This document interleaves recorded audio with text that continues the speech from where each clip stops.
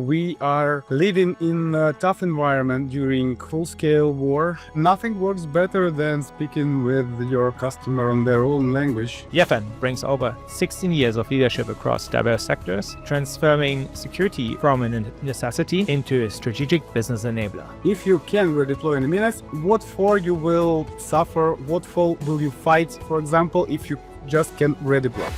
Welcome to the Connectivity Cloud Podcast, the podcast that provides expert insights into the cloud and IT landscape. I'm Mark Dembo, and each month we'll explore key topics like scaling secure infrastructure, tackling emerging risks, and staying ahead of the latest trends. Whether you're managing multi-vendor environments or navigating cloud modernization, this is the show for you, delivering practical advice for today's decision makers. Welcome to the Connectivity Cloud Podcast, your trusted source for insights into the latest trends, strategies, and technologies shaping cloud security and infrastructure. I'm your host, Mark Dembo, and today we're joined by Yevhen Baliutov, the Chief Information Security Officer, so a CISO, at Raiffeisen Bank, and the Academic Director of the Cybersecurity Bachelor's Program at Kiev School of Economics. Yevhen brings over 16 years of leadership across diverse sectors, transforming security from a necessity into a strategic business enabler. He has a track record of driving cultural and technological transformations that unlock business value. Today, we'll dive into his value-driven approach to security leadership, the challenges of operating in a dynamic global environment, the secure adoption of AI, and his mission to cultivate the next generation of cyber talent. Yevhen, welcome to the Connectivity Cloud Podcast. Oh, thank you. Hello. Nice to be here. Awesome. Let's dive right in. We have lots to discuss. You're championing the idea that security can be a business accelerator and even a profit center. If you had to describe your job to a complete stranger at a dinner party, and you couldn't use the words CISO, compliance, or risk, what would you say you actually work on? Are you a chief problem solver or a secret revenue enabler? What is your job? Well, that's, I would say, cool question. So, speaking to the stranger, I would say, look, guy, I have some business I need to solve, regardless security, regardless marketing, regardless products, bringing value, like internal processes. So, I am a CEO of the small business, bringing additional value to the customers through doing their life more secure. Something like that. That sounds pretty compelling. I think that was pretty good. I put you on the spot there. I promise you the next question is going to be a little bit more in your comfort zone. You mentioned security basically adding value, right? Or basically it being a profit center. From my perspective, that requires buy-in from everyone, right? So what is the biggest hurdle you face when trying to go to departments like product or sales and they see security, and most likely they see it as like a hurdle, like they see you as a blocker, right? But instead you want them to see you as a partner. How do you do that? Like, how do you help them create value? Nothing works better than speaking with your customer on their own language. So if you're speaking with CFO, bring some figures on the table. If you're speaking with a risk officer, bring some risks and also calculate it with money.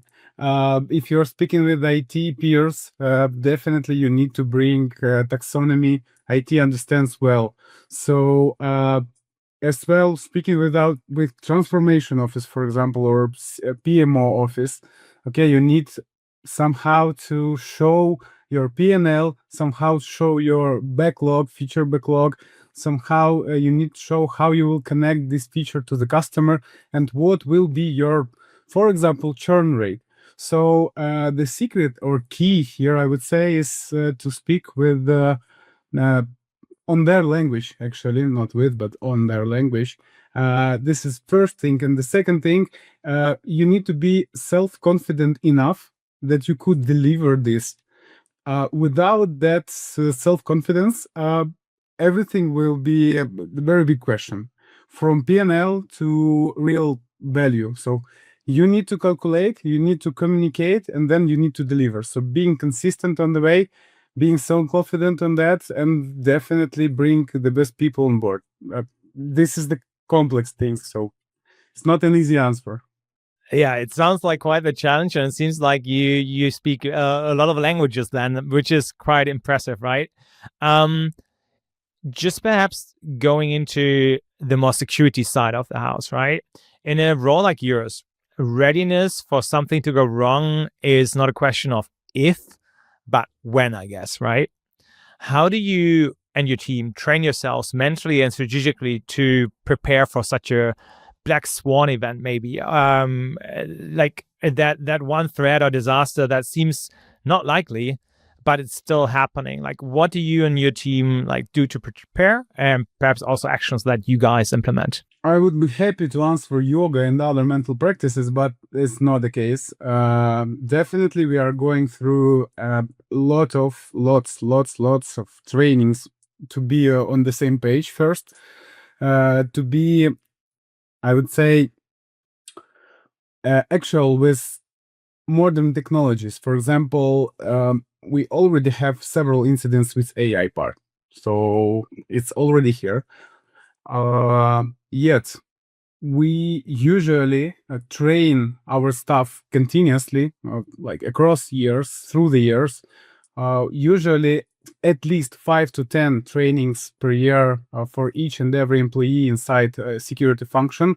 So this how it works, because then we spread. First, we educate internal resources, and then we spread across organization. So you can multiply it by number of awareness managers, I would say, from security function. This is actually how it works in any enterprise. It should work, I hope, for everybody.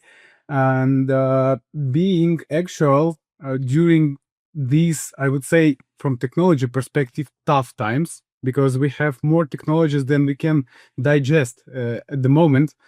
It's quite a task. And for me, the most important thing is how we communicate, how we remediate incidents, and definitely making technically impossible to hurt the company is the most important part of the whole exercise. So speaking about incident response, speaking about how we increasing our readiness, I'm speaking more about increasing technical capability to prevent incident than to react on the incident. This is how it works on scale for me. You mentioned that you're trying to make it impossible to technically hurt the company, right? How does that look like in practice? Is it getting your defenses up, or is it basically having tons of backups because no defense is perfect? Is it a combination of the two? I'm curious. It's definitely a combination, but the proportion you need to calculate from your side for each and every company, from each and every ecosystem and infrastructure.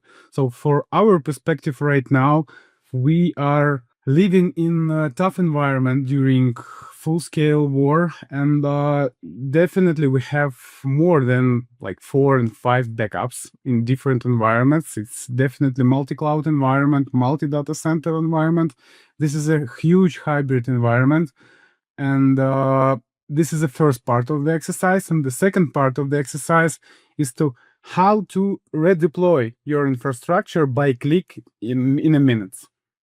So if you cut all dependencies on legacy part, if you are able to deploy your environment by click, I would say, it's not literally by click for sure, but for some particular endpoints, it could be by click.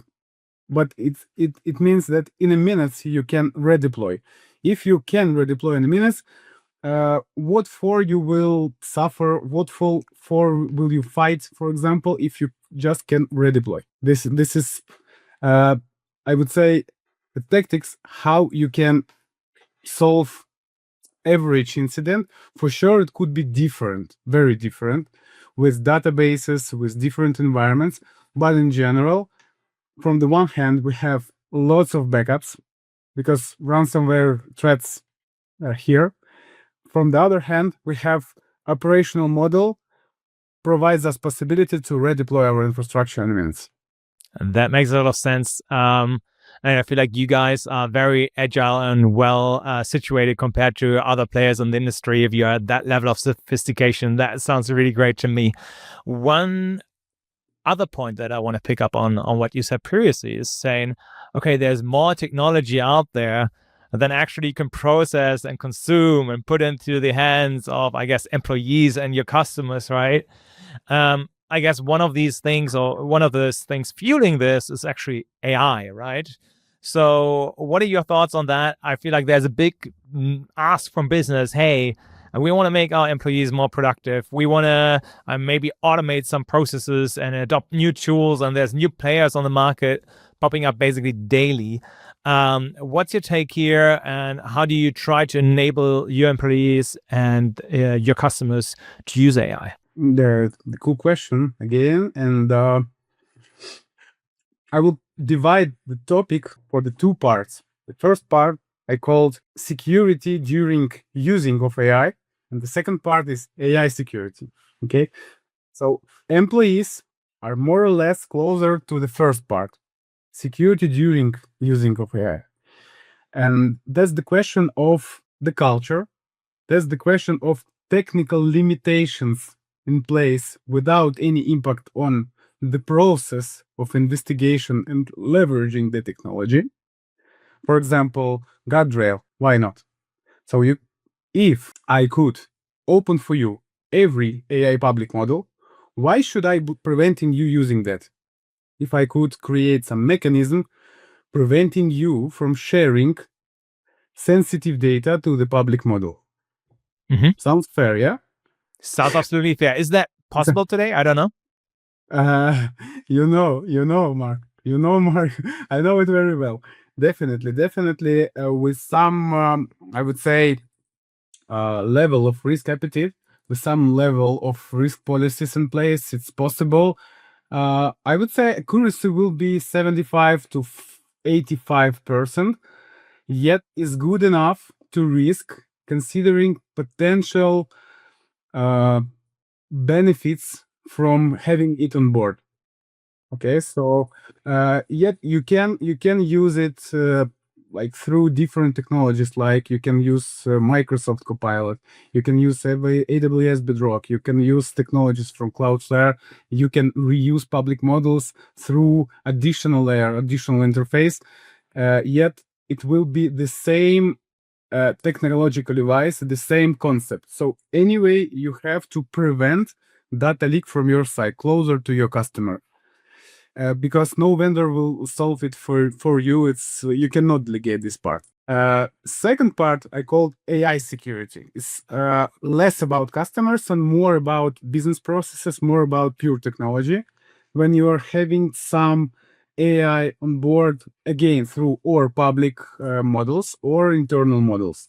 For us, particularly at Ukrainian Raiffeisen right now, is not so actual to use own models, because we need to, I would say, burn money to make it real. But we are actively reusing capabilities of public models. And again, guardrail, and again, corporate Copilot, and again, AWS. So all the same players are on place. So we are trying to reuse, to find our silver bullet for some specific business cases we are trust in, and we have some. We have very few yet, but I still see some capabilities on how we can adopt in the nearest time, and I see potentially interesting figures, but not so, to be frank. So if you're asking me, I'm fan of technologies in security specifically and in general, but I'm not a very huge believer in AI. As a separate technology will bring us some new super cool value we didn't have before.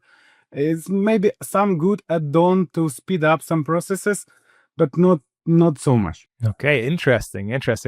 Okay, lots to learn here. So long story short, I will try to summarize, right? Number one is for employees internally, right? Is like, okay, if you have the right guardrails in place, you don't need to like limit technology a lot, so to say, and people can adopt, so to say, make sure that you don't leak customer data. And then the other part is AI and business processes. Hey, yeah, there are first use cases and you can do this securely, but the real unlock is still to come. The value like has to be proven basically out there. Okay. I want to take a step back and shift gears, because you're not just the CISO of a bank, you're also an academic director. So you're like nurturing the next generation of cybersecurity professionals, I guess. Tell me more about that. When I went to university, I think these kind of programs did not even exist. So what does this look like? What can students expect? So like, I'm curious. Yeah, Mark, the same here. The same here. Me finishing my academy at 2011. I had some security there, but it was different security from what we have today. Today is more or less cyber security. Before it was more or less technical security part. And now it's transforming. And for example, 5 years ago, these cybersecurity programs, they were less mature, like crawl level. Now it's trying to run from time to time, and we are not fighting, but we are competing with artificial intelligence program, with classical software development programs. So we are becoming bigger and bigger. What can I expect?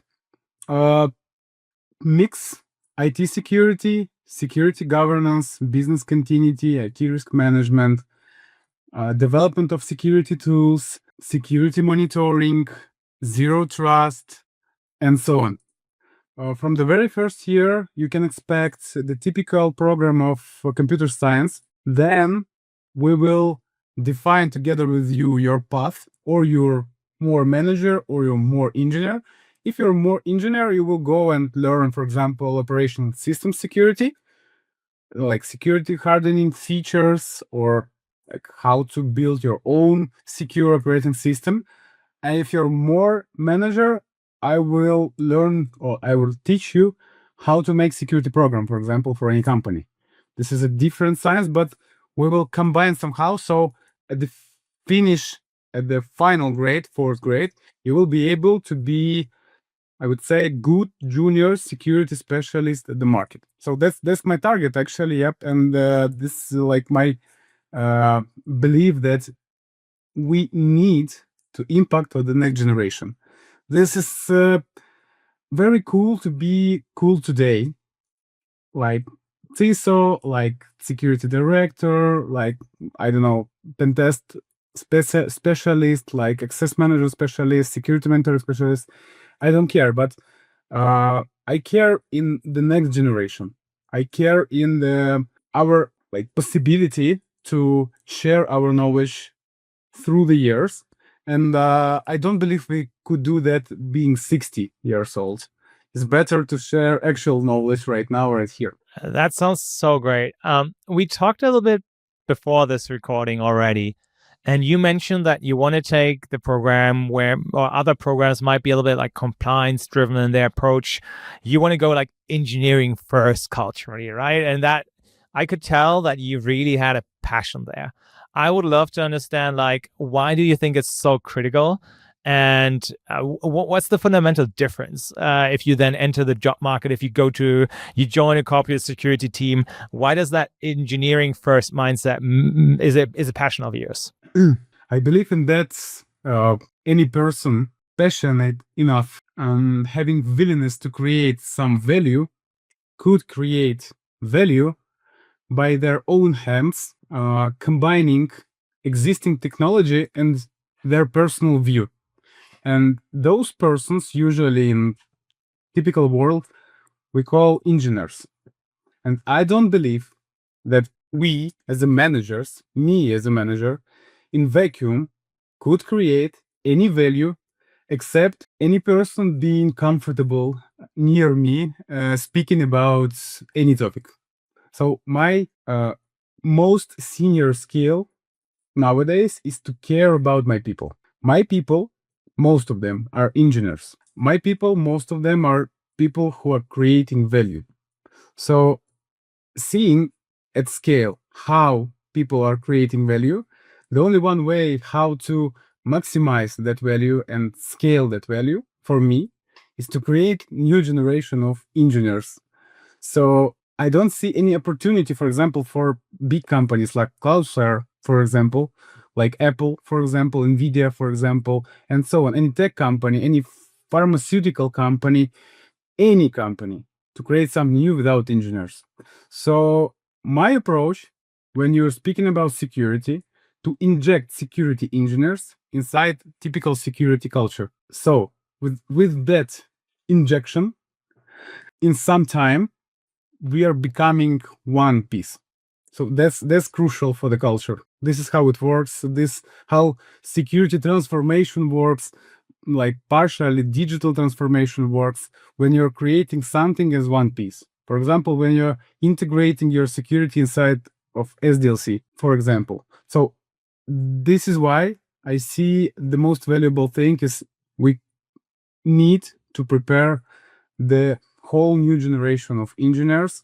And engineers, we need those for Rebuild Ukraine. We need those to support our industry right now, worldwide, especially at Ukraine. So this is my input. This is my belief. This is my bet.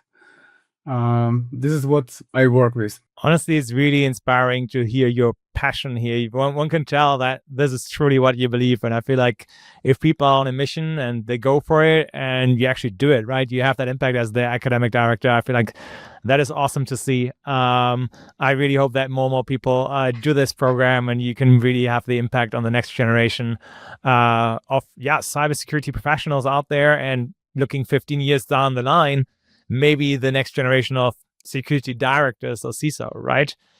Sure. This leads me a little bit to, I think the last question that I have for today.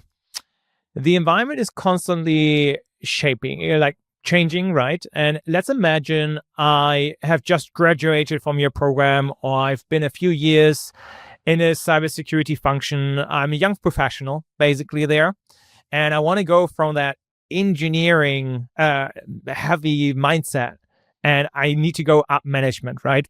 And I wanted to take that path. I want to become a future director, CISO, whatever that looks like. You already mentioned like the most important impact is like having a focus on people.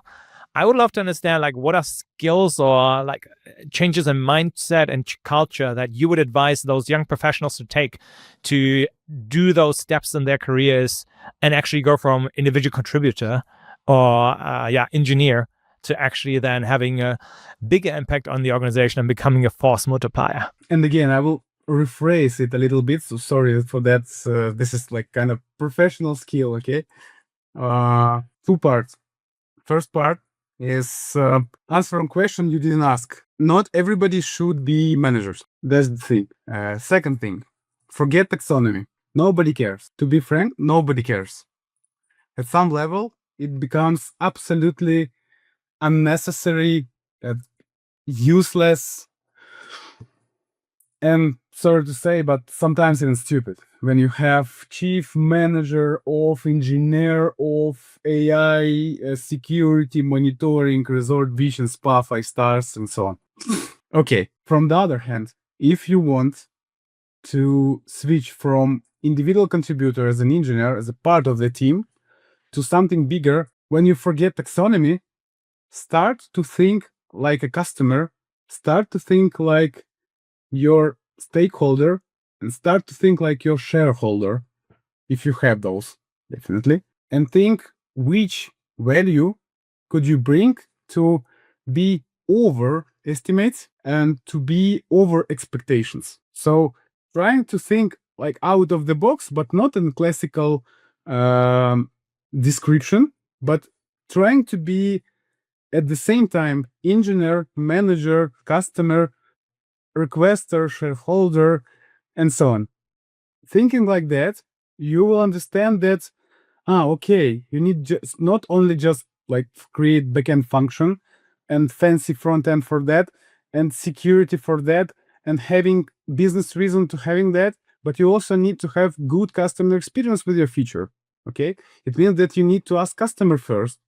It means that you need to put some adjustments, for example, to be comply with some compliance rules. And don't forget about risks and legal part as well, and make it with metrics. So collect data and provide it to the customer and then ask about the feedback. So if you will work with any feature like with your product, regardless of your function, regardless you're working with mobile application for online banking, or you're working for authentication tool for your company, or anything like that, if you will treat your feature or product like full-scale product, you will succeed with that approach. Maybe not today, maybe not tomorrow, but day after tomorrow. If you will treat your products like products, you will succeed. Super interesting. I much appreciate your direct answer here, especially the preface in the beginning. And I think, the shift going from actually focusing on your task and instead of asking like, hey, who am I doing this task for? What do they care about? The stakeholders out there, the service that you're actually working on. That is a big shift. It takes a lot of training, but it's so impactful. And I think that's true not only in cybersecurity, but in general to uplevel your career all around. Really solid advice. Yevhen, thank you so much. This was super insightful. Time has flown by. I much appreciate you coming on. Thank you. Thank you very much for having me, for inviting. Thank you. Thank you so much. Bye. Thank you for tuning in to the Connectivity Cloud podcast. If you found today's episode valuable, be sure to subscribe so you won't miss future updates. Stay ahead of the curve, stay connected, and stay secure. As always, with Cloudflare.